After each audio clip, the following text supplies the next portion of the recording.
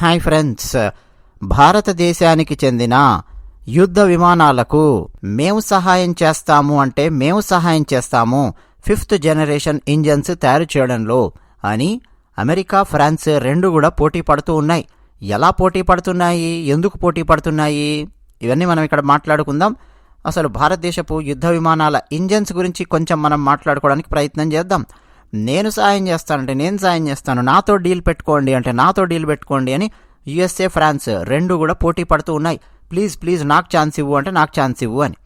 ఎందుకు ఇదంతా అనంటే, ఒకటి, భారతదేశము ప్రస్తుతం ఆర్థికంగా స్థిరంగా నిలదొక్కుని పైకి ఎదుగుతున్నటువంటి దేశం. రెండోది, నరేంద్ర మోడీ గారి దౌత్యము అత్యద్భుతంగా పనిచేస్తోంది. ప్రపంచవ్యాప్తంగా ఆయన తిరిగినటువంటి దేశాలలో ఆయన మాట్లాడుతున్న విధానము, భారత్ వివిధ దేశాలతో డీల్ చేస్తున్న విధానము, స్నేహ సంబంధాలు, దౌత్య సంబంధాలు, కొత్త కొత్త బంధాలు, పాత శత్రుత్వాలను తగ్గించడానికి చేస్తున్న ప్రయత్నాలు, ఇవన్నీ గమనిస్తూ ఉన్నారండి ప్రపంచంలో ఉన్నటువంటి దేశాలు, దేశాధినేతలు. అందుకని ఇలాంటి భారతదేశంతో గనక మనం స్నేహ సంబంధాలను, ఇంకా మిలిటరీకి సంబంధించి ఆ సంబంధాలను ఇంకా బాగా పెట్టుకుంటే బాగుంటుంది అన్న ఉద్దేశ్యంతో ఈ దేశాలు కనిపిస్తూ ఉన్నాయి. అన్నట్టు ఫ్రాన్స్లో the world's 2nd largest air craft equipment manufacturer ఉన్నారండి. వాళ్ళ పేరు సాఫ్రాన్, ఆ కంపెనీ పేరు. ఆ కంపెనీ ప్రస్తుతం ముందుకొస్తోంది మన భారతదేశానికి 5th జనరేషన్ ఇంజన్ తయారు చేయడంలో సహాయానికి. ఇక బ్రిటిష్ వాళ్ళ రోల్స్ రాయిస్ కంపెనీ కూడా లైన్లో ఉంది, కాకపోతే 3వ స్థానంలో ఉంది. వాళ్ళు కూడా ప్రయత్నం చేస్తూ ఉన్నారు. అన్నట్టు ఎందుకు ఇదంతా ఒకసారి మనం మాట్లాడుకుందాం. అన్నట్టు టీమిక్స్చర్ ఛానల్ నచ్చితే సబ్స్క్రైబ్ అవ్వండి, వీడియో నచ్చితే లైక్ కొట్టండి, నచ్చకపోతే డిస్లైక్ కొట్టండి. మీరేమనుకుంటున్నారో మీ అభిప్రాయాలు కామెంట్ సెక్షన్లో రాసి మాతో పంచుకోండి. ఇక విషయానికి వస్తే, భారతదేశంలోని యుద్ధ విమానాల పరిస్థితి ఒకసారి చూస్తే, MiG-21 యుద్ధ విమానాలు మన దగ్గర ఉన్నాయి. సోవియట్ యూనియన్ నుంచి తీసుకున్నటువంటి యుద్ధ విమానాలు, అంటే చాలా పాత యుద్ధ విమానాలు 54 దాకా ఉన్నాయి. అలాగే మిరాజ్ 2000 ఫ్రాన్స్ నుంచి తీసుకున్నటువంటి యుద్ధ విమానాలు ఉన్నాయి. MiG-29 రష్యా నుంచి కొనుగోలు చేసినటువంటి యుద్ధ విమానాలు.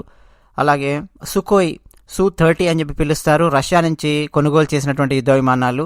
అలాగే HAL తేజస్, ఆ యుద్ధ విమానాలు మన భారతదేశంలో తయారు చేస్తూ ఉన్నారు. దాంతోపాటు ఇంకా దసో రఫాలే, తెలుసు మీకు, రఫేల్ అన్నాం, రఫాలే యుద్ధ విమానాలు ఫ్రాన్స్ నుంచి కొనుగోలు చేశారు. 36 యుద్ధ విమానాలు కొనుగోలు చేశారు. అవన్నీ కూడా మీకు తెలిసే ఉంటాయి. అయితే ఇవేవి కూడా సరిపోవండి. ఇవన్నీ ఇప్పుడు మన దగ్గర ఉన్నాయన్నీ కూడా 3rd generation, 4th generation, 4.5 generation. ఇప్పుడు దసో రఫేల్ యుద్ధ విమానము 4.5 జనరేషన్ యుద్ధ విమానం. దానికంటే మించి అడ్వాన్స్డ్గా 5th జనరేషన్ యుద్ధ విమానాలను కొన్ని దేశాలు తయారు చేసుకుంటూ ఉన్నాయి. ఉదాహరణకు అమెరికా, చైనా, జపాన్, రష్యా, ఈ దేశాలన్నీ కూడా 5వ తరం ఫైటర్ జెట్స్ తయారు చేసుకుంటూ ఉన్నాయి. కొన్ని ఈపాటికే వాటి పనిలో దాదాపు చాలా ముందుకు వెళ్ళిపోయాయి తయారు చేసుకోవడంలో. మన భారతదేశంలో కూడా తేజస్ యుద్ధ విమానాలు తయారు చేస్తున్నారు. ఇంకా MK1, MK2 యుద్ధ విమానాలు ఇవన్నీ తయారు చేస్తున్నారు. దాంతోపాటు AMCA అని చెప్పి పిలుస్తారండి. AMCA, advance medium combat aircraft, AMCA అన్నది తయారు చేసుకుంటూ ఉన్నాం మనం. కానీ అండి, మనకు అతిపెద్ద ఛాలెంజ్ మన భారతదేశంలో యుద్ధ విమానం యొక్క ఇంజన్ను ఎలా తయారు చేయాలి, ఇది పెద్ద సమస్య. ఇప్పుడు ఏ యుద్ధ విమానం మన భారతదేశంలో తయారు చేయాలన్నా, ఏం చేయాలన్నా, యుద్ధ విమానానికి ఇంజన్ అనేది గుండెకాయ లాంటిది. కానీ ఆ ఇంజన్ తయారు చేయడంలో మన దగ్గర ఆ టెక్నాలజీ ఆ స్థాయిలో లేదు. పైగా 5th జనరేషనే కాకుండా కొన్ని దేశాలు 5.5 జనరేషన్, 6th జనరేషన్ తయారు చేయడం మీద కూడా కాన్సన్ట్రేషన్ పెట్టాయి. సో డౌన్ ద లైన్ మనము ముందుకు వెళుతున్న కొద్ది కాలంలో ఎంతసేపు వేరే దేశాలు తయారు చేసే యుద్ధ విమానాలు బాగా డబ్బులిచ్చి కొనుక్కునే స్థితిలోనే ఉంటాం తప్ప, మనం పూర్తిగా యుద్ధ విమానాన్ని తయారు చేసుకునే స్థితిలో మనం ఉండం ఇలాగే గనక కొనసాగితే. అందుకని నరేంద్ర మోడీ గారి ప్రభుత్వము మేక్ ఇన్ ఇండియాలో భాగంగా యుద్ధ విమానాలను భారతదేశంలో తయారు చేయడం మొదలుపెట్టింది. బట్ ఇంజన్ తయారు చేయడంలో చాలా పెద్ద ఛాలెంజ్ ఉంది. రకరకాలుగా ప్రయత్నాలు చేస్తూ ఉన్నారు, కానీ అంతగా ముందుకు వెళ్ళడం లేదు.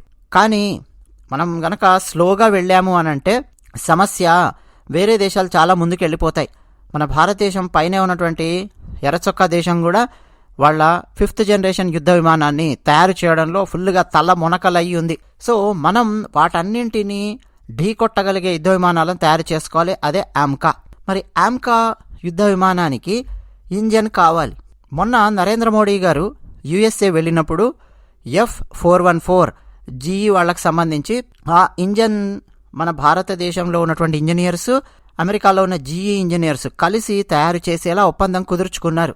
అయితే 3 ఏళ్ల నుంచి నెగోషియేట్ చేసి చేసి చేసి నరేంద్ర మోడీ గారు మొత్తానికి 80% వాళ్ళ యొక్క నాలెడ్జ్ను మన భారతదేశం యొక్క ఇంజనీర్స్కు ట్రాన్స్ఫర్ చేసే విధంగా ఒప్పందాన్ని కుదుర్చుకున్నారు. ముందైతే అసలు మేము నాలెడ్జ్ ట్రాన్స్ఫర్ చెయ్యము, యుద్ధ విమానాన్ని ఆ ఇంజన్ కావాలంటే అమ్ముతాము F414 అన్నారు.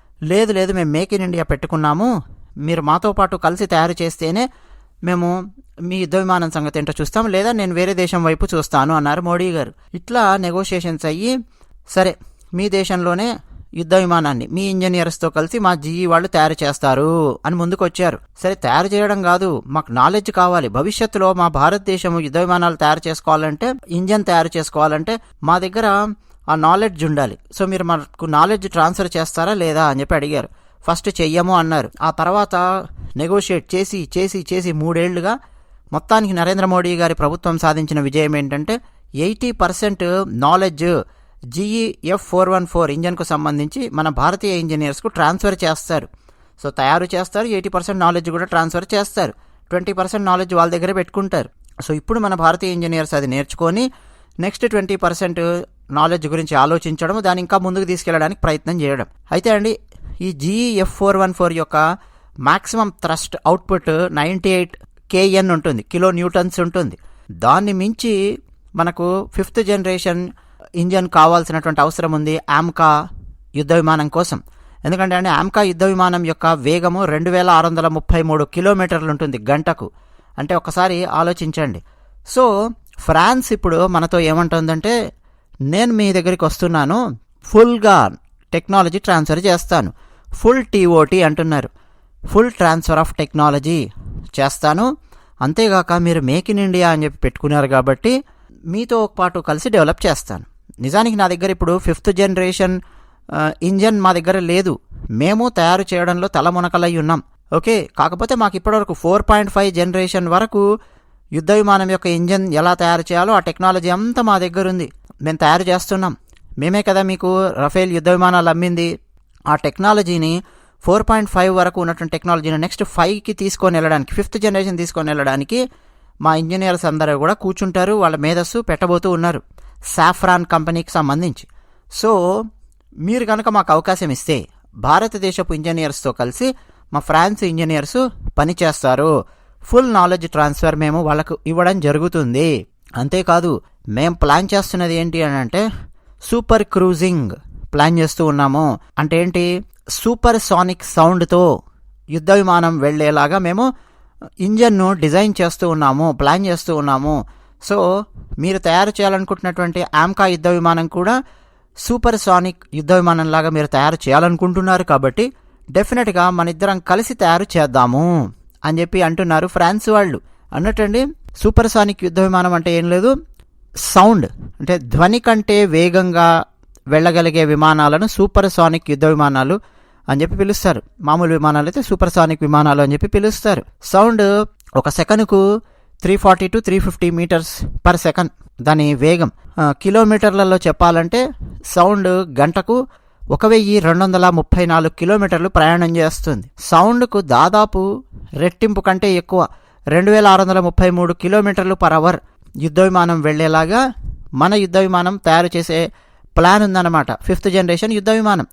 సో మేము సహాయం చేస్తామని చెప్పి ఫ్రాన్స్ అంటోంది. అంతేకాకుండా ఇంకా కొత్త కొత్త టెక్నాలజీస్ ప్రపంచంలో ఏమున్నాయో వాటన్నింటినీ మించిన టెక్నాలజీస్ ఇందులో యాడ్ చేసి ముందుకు తీసుకెళ్లడానికి మనం ప్రయత్నం చేద్దాము అంటోంది. ఫర్ ఎగ్జాంపుల్ ఆమ్కా వాళ్ళు వేసుకున్నటువంటి ప్లాన్లో స్టీల్త్ ఎయిర్ క్రాఫ్ట్ లాగా డిజైన్ చేయాలి అని ప్లాన్ చేసుకున్నారు.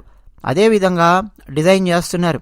స్టీల్త్ ఎయిర్ క్రాఫ్ట్ అంటే ఏం లేదండి, ఎప్పుడైనా సరే రాడార్కు దొరకకుండా, ఏ తరంగాలకు దొరకకుండా, శత్రువులు ఉపయోగించే టెక్నాలజీ యొక్క తరంగాలకు దొరకకుండా యుద్ధ విమానం కనుక ప్రయాణం చేయగలిగితే దాన్ని స్టీల్త్ ఎయిర్ క్రాఫ్ట్ అని చెప్పి పిలుస్తారు.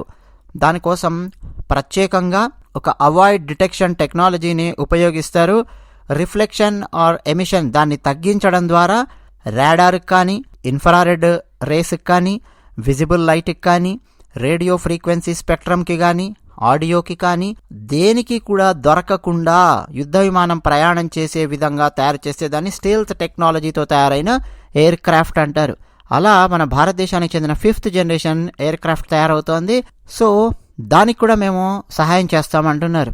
అంతేకాకుండా అండి, మనకు ఏం ప్లాన్ ఉందంటే ఆమ్కా మార్క్ 1 అనేది 5.5 జనరేషన్ టెక్నాలజీతో రాబోతోంది. ఆమ్కానేమో single seat twin engine aircraft అది. అందులో ఆమ్కాలో మార్క్ 1 5.5 జనరేషన్తో వస్తుంది. మార్క్ 2 ఏమో 6th జనరేషన్ టెక్నాలజీతో అప్గ్రేడ్ అయ్యే విధంగా వస్తుంది. సో ఇంత అద్భుతంగా తయారు చేయబోతూ ఉన్నారు. సో ఫ్రాన్స్ ఏమంటుంది, మా సాఫ్రాన్ కంపెనీ, అలాగే భారతదేశం అంటే ఆబ్వియస్గా DRDO, defence research and development organisation, వాళ్ళతో కలిసి పనిచేస్తాము. ఆ పని చేసేటప్పుడు కూడా క్లియర్ డివిజన్ ఆఫ్ వర్క్ మనం పెట్టుకుందాము. నువ్వు ఏది తయారు చేయాలి ఇంజన్లో, నేను ఏది తయారు చేయాలి పెట్టుకొని, నీవు ఏమేమైతే చేస్తావో, నువ్వు నేర్చుకున్నది ఏమైతే ఉంటుందో ఆ తయారు చేసేటప్పుడు మాకు నేర్పించు. మేము తయారు చేసేటప్పుడు మేము ఏమేమి నేర్చుకున్నామో, ఏ ఏ భాగాలకు సంబంధించి ఇంజన్లు, అవన్నీ మేము మీకు ఎప్పటికప్పుడు ట్రాన్స్ఫర్ చేస్తూ ఉంటాము టెక్నాలజీ నాలెడ్జ్ను.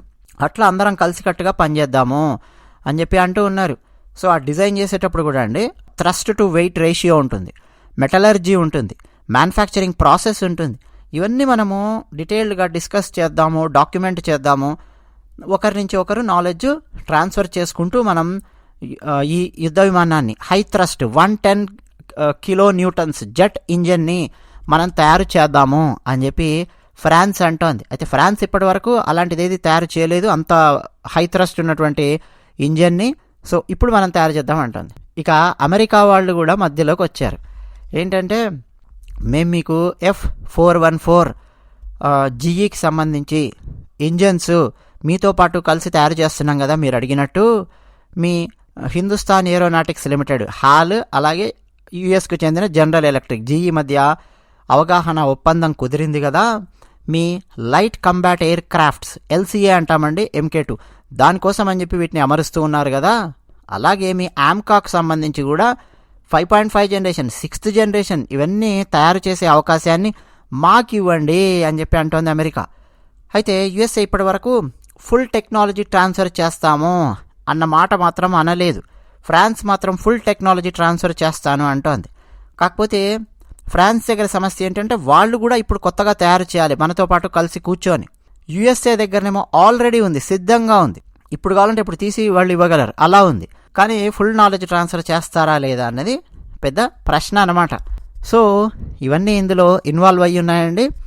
మొత్తానికి మన భారతదేశం అప్రతిహతంగా ఎదుగుతూ ఉండడంతో ఇలా అడ్వాన్స్ దేశాలన్నీ కూడా మన ముందుకు వస్తూ ఉన్నాయి. పైగా మన దగ్గర ఫారెక్స్ నిల్వలు కూడా బాగా పెరిగిపోయాయి. మన చుట్టుపక్కల ఉన్న దేశాలు అడుక్కు తినే స్థితికి వస్తే మన దగ్గరేమో ఫారెక్స్ నిల్వలు చాలా బాగా పెరిగాయి. రష్యాతో ఆయిల్ డీల్లో చాలా భాగము మన ఇండియన్ కరెన్సీలో చేయడము, డాలర్ లేకుండా ఉండేలాగా బార్టర్ సిస్టమ్ లాగా మేనేజ్ చేయడానికి ప్రయత్నం చేయడము, ఇట్లా చాలా చాలా అద్భుతంగా భారతదేశపు వ్యాపార సంబంధాలు, దౌత్య సంబంధాలు దూసుకెళ్తూ ఉన్నాయి. ఈజిప్ట్తో కూడా బార్టర్ సిస్టంలో మనం ట్రేడింగ్ చేసుకుందాము డాలర్ ఉపయోగించకుండా అని భారతదేశము వాళ్ళతో మాట్లాడుతోంది. సో దట్ డాలర్ను ఎక్కువగా సేవ్ చేస్తోంది ఇండియా. సో ఫారెక్స్ నిల్వలు డాలర్కు సంబంధించి విపరీతంగా పెరుగుతూ ఉన్నాయి. ఆబ్వియస్గా యుఎస్ఏ కానీ, ఫ్రాన్స్ కానీ, యూకే కానీ వీటన్నింటి కాన్సన్ట్రేషన్ ఉంటుంది. ఇక మన పరిస్థితే బాలేదు, దేశం పరిస్థితి. భవిష్యత్తులో కూడా మనం అంత వేగంగా కోలుకోవాలంటే కూడా కష్టము. పైగా భారతదేశము అప్రతిహతంగా ఎదగడమే కాకుండా ప్రజాస్వామ్య దేశము. ఇలాంటి ప్రజాస్వామ్య దేశంతో గనక మనం టైఅప్స్ పెట్టుకుంటే, పైగా నరేంద్ర మోడీ గారు లాంటి నాయకుడున్నాడు, ఎర్రచొక్కాలకు సహాయం చేయనటువంటి, అంటే ఎర్రచొక్కా దేశాల వైపు మొగ్గు చూపనటువంటి సిద్ధాంతం కలిగిన నరేంద్ర మోడీ లాంటి నాయకుడున్నాడు. సో ప్రజాస్వామ్యం ఉంటుంది భారతదేశంలో, మనవి ప్రజాస్వామ్య దేశాలు. కాబట్టి ఇలాంటి అతిపెద్ద ప్రజాస్వామ్య దేశంతో, ఆర్థికంగా నిలదొక్కున్నటువంటి దేశంతో మనము భుజం భుజం కలిపి రాసుకొని తిరిగితే మనకు లాభం, వాళ్లకు లాభము అన్న కోణంలో వేరే దేశాలు ఆలోచిస్తున్నాయి. వాళ్ళలా ఆలోచించే విధంగా నరేంద్ర మోడీ గారి దౌత్యము, నరేంద్ర మోడీ గారి చాణక్యము ఇవన్నీ కూడా దాని వెనక దాగి ఉన్నాయండి. మరి ఫ్రాన్స్కు ఈ ఆఫర్ ఇస్తారా, యుఎస్ఏకి ఆఫర్ ఇస్తారా, లేదు బ్రిటిష్ వాళ్ళ రోల్స్ రాయ్స్ ఇంకా ఏమన్నా సరికొత్త ఆఫర్తో ముందుకు వస్తుందా? మనం వేచి చూడాల్సిందే. అది విషయం. ధన్యవాదాలు.